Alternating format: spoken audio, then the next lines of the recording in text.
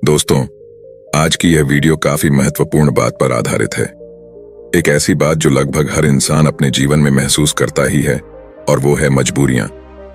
आज के इस वीडियो में हम जानेंगे मजबूरियों को देखने का सही तरीका क्या है। मजबूरियां जीवन का एक महत्वपूर्ण हिस्सा है और हमारे जीवन में अक्सर आती है।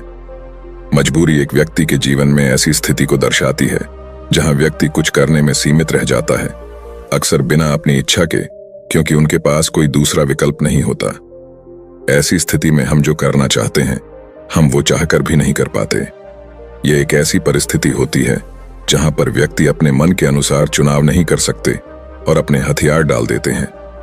मजबूरी में हमें अक्सर वही करना होता है जो हमारे सामने रखा गया होना कि वो जो हम करना चाहते हैं। ये मजबूरियां हमारी आर्थिक, सामाजिक, पारिवारिक और व्यक्तिगत स्थितियों से संबंधित होती हैं। कुछ लोग मजबूरियों से कोसों दूर भागते हैं और कुछ लोग उनका डटकर सामना करते हैं। मजबूरियों से निपटने के लिए नए तरीके खोजते हैं। तो आइए इस कहानी के माध्यम से जानते हैं कि कैसे हम अपने जीवन की एक मजबूरी को एक अवसर में बदल सकते हैं।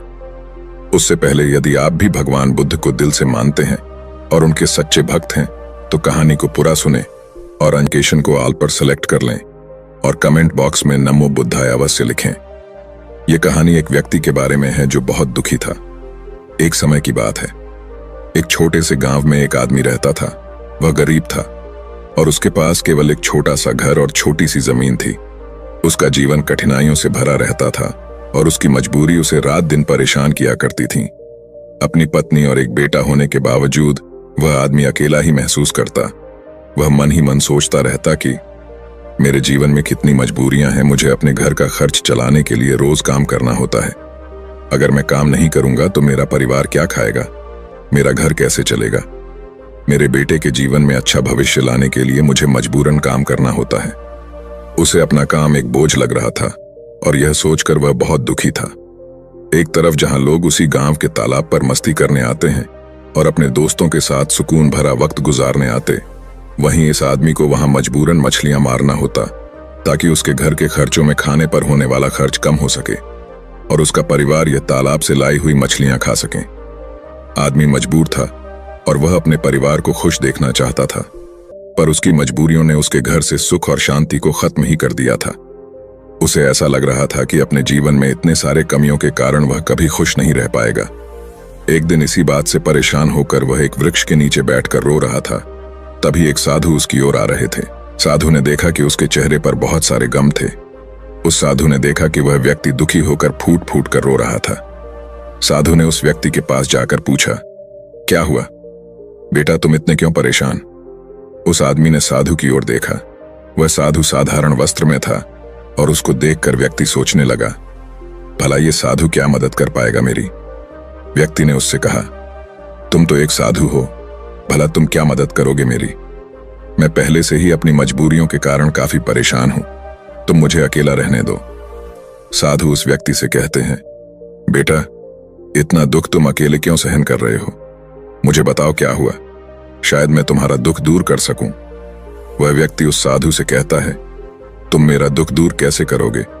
तुम मेरी मजबूरियों से मुझे मुक्त कैसे कर सकते हो? तुम्हें तो खुद नहीं पता मजबूरियां क्या होती हैं। तुम्हें कौन सी मजबूरी का सामना करना होता होगा अपने जीवन में। तुम क्या जानो मजबूरी, तुम्हें किस बात की चिंता, तुम तो काम भी नहीं करते, तुम्हें किसी परिवार का ध्यान भी नहीं रखना है।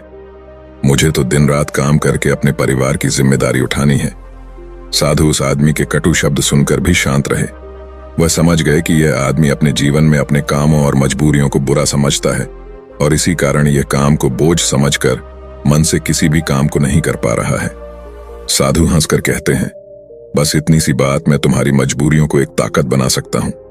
तुम्हें कभी भी काम करने में बोझ महसूस नहीं होगा। तुम्हें अपने परिवार के लिए काम करना कभी बोझ नहीं मानोगे। मैं तुम्हें एक ऐसा रास्ता बताऊंगा जिससे तुम हर काम खुशी खुशी करोगे, लेकिन तुम्हें पहले मेरा काम करना होगा। क्या तुम तैयार हो? वह आदमी साधु की बातों को लेकर सोच में डूब गया। साधु ने कहा कि एक ऐसा रास्ता है जिससे वह हर काम खुशी खुशी कर सकता है और उसके बदले में केवल एक काम करना होगा। पर क्या यह सच है? ऐसा कुछ इस साधु को पता भी होगा या यह साधु बस मुझे पागल बना रहा है? आदमी ने कुछ देर सोचकर उस साधु को मना किया। ये कहते हुए कि मुझे नहीं लगता कि तुम ऐसा कुछ बता सकते हो। आदमी मना करके वापस घर लौट आया। कुछ दिनों तक तो उसके दिमाग में वह साधु की बातें घूमती रही, लेकिन धीरे धीरे वह उस साधु और उसकी बातों को भूलता गया। उसके दिमाग से साधु भी धीरे धीरे निकलता गया। वह फिर से अपने रोज की दिनचर्या में वापस चला गया। फिर कुछ महीनों बाद उसे एक दिन अपना मित्र मिला।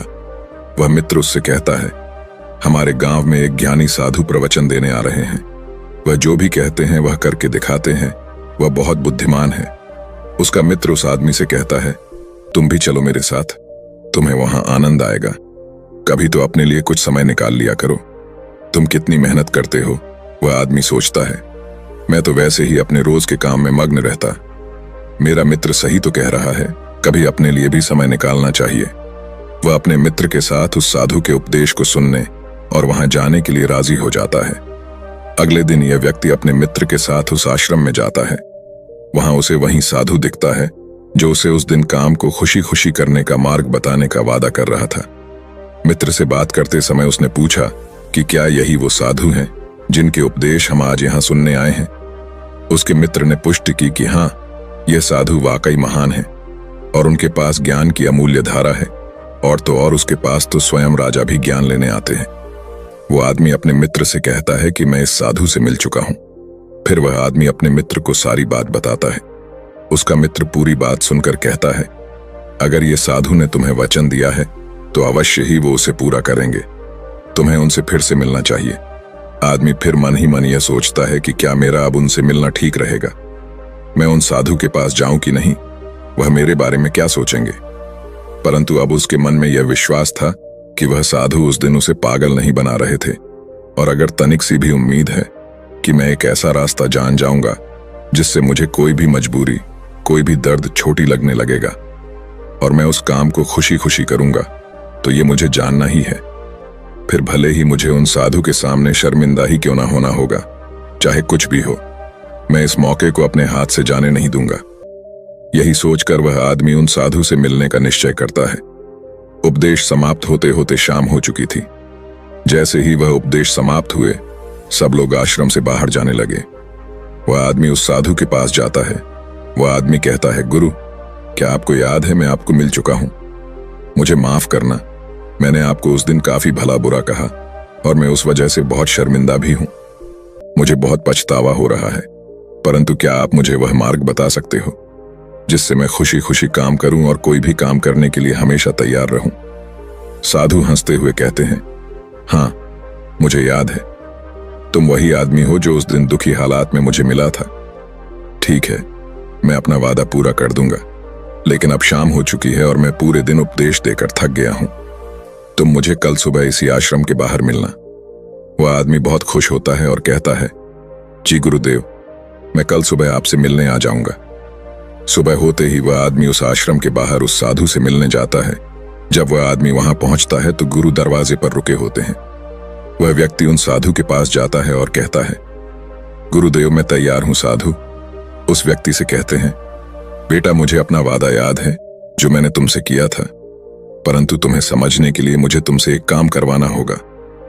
वह आदमी उस साधु से कहता है, जी गुरुदेव, मैं कुछ भी करने के लिए तैयार हूं। आपका काम क्या है जो मैं कर सकता हूं, मुझे बताइए। वह साधु उसे पास के तालाब के पास ले जाते हैं। वहां एक विशाल पत्थर था जो पानी के बहाव को रोककर बैठा था। साधु उस व्यक्ति से कहते हैं, बेटा, क्या तुम्हें यह पत्थर दिख रहा है जो पानी के बहाव को रोककर बैठा हुआ है? व्यक्ति कहता है, जी। फिर साधु कहते हैं, तुम्हें इस पत्थर को यहां से हटाना है। जैसे ही तुम इस पत्थर को हटाओगे, तुम्हें तुम्हारे प्रश्नों के उत्तर मिल जाएंगे। व्यक्ति कहता है, लेकिन गुरुदेव, ये कैसे मुमकिन है? ये तो इतना विशाल पत्थर है, मैं इसे कैसे हटाऊंगा?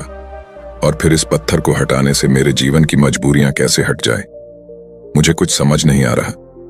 साधु कहते हैं, तुमने कहा था कि तुम मेरा कोई भी काम कर दोगे, तुम्हें इस पत्थर को हटाना ही होगा, अन्यथा मैं तुम्हें तुम्हारे प्रश्नों का उत्तर कभी नहीं बताऊंगा। अब मैं अपने आश्रम जा रहा हूं। जब तुम यह काम कर दोगे, उसके बाद तुम मुझसे मिलने आना। इतना कहकर साधु अपने आश्रम की ओर चले गए। उस आदमी ने सोचा, मुझे यह समझ नहीं आ रहा है कि गुरुदेव मुझे इस पत्थर को हटाने का काम क्यों दे रहे हैं, लेकिन जो कुछ भी हो, मेरे समस्याओं का हल तो मुझे चाहिए। मैं अपने जीवन से बहुत दुखी हूं और अगर मुझे इस पत्थर को हटाने से मुझे गुरुदेव उत्तर बता देंगे तो ठीक है। गुरुदेव अगर मुझे यह करने को कह रहे हैं तो इसमें जरूर कोई बात होगी। इतना सोचकर उस आदमी ने उस पत्थर को अपने हाथों से हटाने का प्रयास शुरू किया, लेकिन वह पत्थर इतना विशाल और भारी था कि वह तनिक भी नहीं हिला। कुछ देर बाद थक हार कर उसने अपने पीठ के बल पर लेकर फिर से प्रयास किया। उस पत्थर को हटाने की कोशिश की।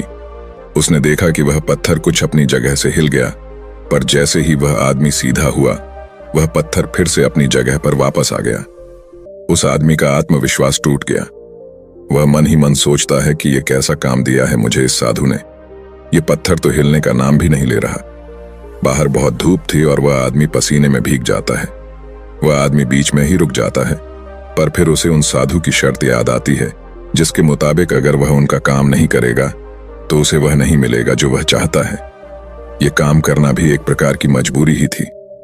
काफी समय बीत जाने के बाद उस आदमी ने पास में ही एक वृक्ष देखा और उसे उस वृक्ष को देखते ही एक तरकीब सूझी।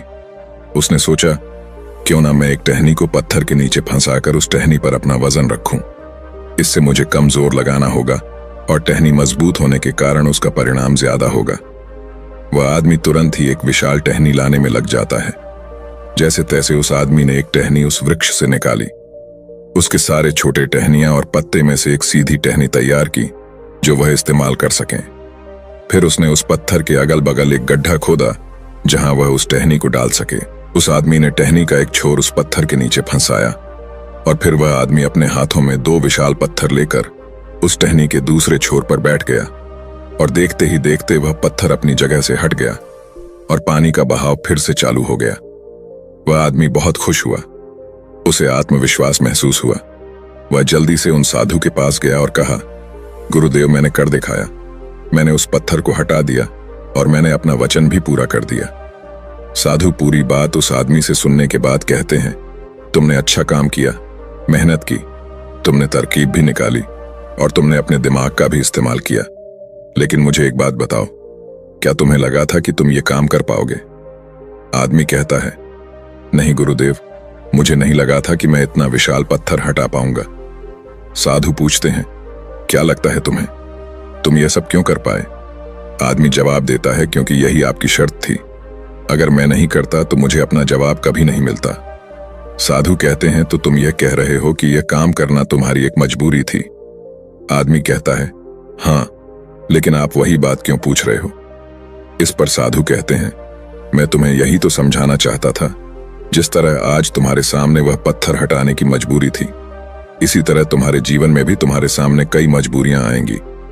साधु आगे कहते हैं, मजबूरियां ही तुम्हें वह काम करवाती हैं जो तुम्हें नहीं लगता कि तुम वह कर सकते हो।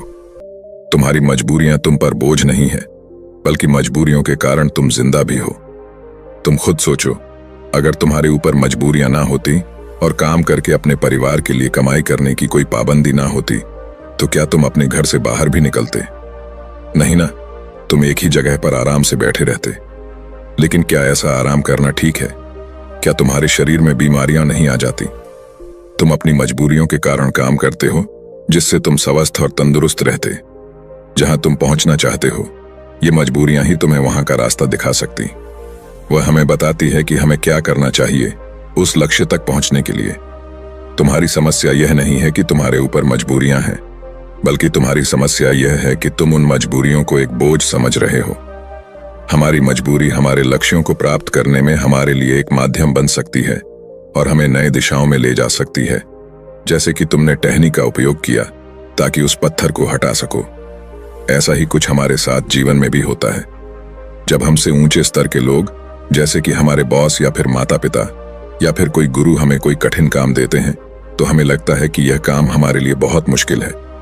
उदाहरण के रूप में, जब हमारे बॉस हमें एक कठिन काम को संभालने का काम देते हैं, या जब तुम्हारे व्यापार में कोई विरोधी व्यापारी तुम्हारी तकलीफें अधिक कर देता है जो तुम्हारे लिए मुश्किल होता है, तो तुम कैसे उसका सामना करोगे? अक्सर हम नहीं चाहते कि ऐसी समस्याएं हमारे सामने आए, लेकिन सच्चाई तो ये है कि वह हमारे सामने है और हमें हमारे लक्ष्यों को प्राप्त करने से रोक रही है। क्या लगता है, आप ज्यादातर लोग इस स्थिति में क्या करते होंगे? बेशक कोई नहीं चाहता कि वह संकट में आए, लेकिन जब एक विशाल समस्या उनके सामने होती है, ऐसी कठिन समस्या है जो उन्हें परेशान करती है, तब क्या करते होंगे लोग? जब भी हमारे जीवन में विशाल और भयानक समस्याएं आती हैं, तो हकीकत में वह हमसे सवाल पूछती है, क्या तुम इस लक्ष्य के काबिल? क्या तुम इस परीक्षा का सामना कर सकते हो? आप क्या करोगे? क्या होगा आपका उत्तर इस प्रश्न पर? क्या होता है जब आपके सामने एक समस्या आ जाती है जिसका समाधान आपके लिए मुश्किल होता है? क्या आप भाग जाएंगे? क्या आप अपने लक्ष्य को किस्मत के हाथों रहने देंगे? अगर हम इतिहास की ओर देखें तो हजारों लोगों ने इन सारे प्रश्नों का उत्तर ना में दिया। उन्होंने अपने हथियार डाल दिए, अपने लक्ष्य को त्याग दिया, सिर्फ इसलिए क्योंकि उनके सामने एक विशाल समस्या आ गई थी। ऐसा हम आज के युग में भी करते हैं। हम हार मान लेते हैं। हम अपने उच्च स्तर के लोगों को पागल तक कह देते हैं कि क्या सोचकर मुझे यह काम सौंपा गया, यह काम तो किसी से भी नहीं होने वाला। या फिर हम अपने लक्ष्य को त्याग देते हैं, यह कहकर कि शायद यह लक्ष्य मेरे भाग्य में ही नहीं है। लेकिन इतिहास के कुछ लोगों ने इस प्रश्न का उत्तर हाँ में दिया। वे डटकर सामना किए और समस्या के आंखों में देखकर उसका समाधान निकाला। वह कुछ अधिक कर पाए उसी समस्या के कारण, और सच कहूं तो वह महान व्यक्ति आज उस मुकाम पर कभी नहीं पहुंच पाते। अगर उनके सामने वह समस्या नहीं आई होती तो उनकी समस्याओं ने उन्हें महान बनाया, उन्हें मजबूर किया नए रास्ते तलाशने में, कोई ऐसा रास्ता जो आज तक किसी ने नहीं सोचा था। महान लोग भी अक्सर अपनी समस्याओं से जूझते हैं और उन्हें पार करने के लिए नए रास्ते तलाशते हैं। समस्याएं हमें मुश्किल में डालती हैं और हमें मजबूर करती है। नए रास्तों की तलाश करने में यही तरीका है जिससे हम अपने लक्ष्यों को हासिल कर सकते हैं और अपने जीवन को सफल बना सकते हैं। और यही सही तरीका है हमारी मजबूरियों को देखने का। जब तुम्हारी नजर अपने लक्ष्य पर होगी तो तुम्हें अपनी समस्याएं छोटी लगने लगेगी। इसीलिए मजबूरियां अच्छी होती हैं। तो अगली बार जब तुम किसी मजबूरी में खुद को पाना तो खुश हो जाना, क्योंकि ये एक मौका है तुम्हें अपने आप को साबित करने का और उसी दौरान वह बनने का जो तुम पहले कभी नहीं थे। दोस्तों, आपने आज के इस वीडियो से क्या सीखा वह मुझे आप कमेंट में बता सकते हैं।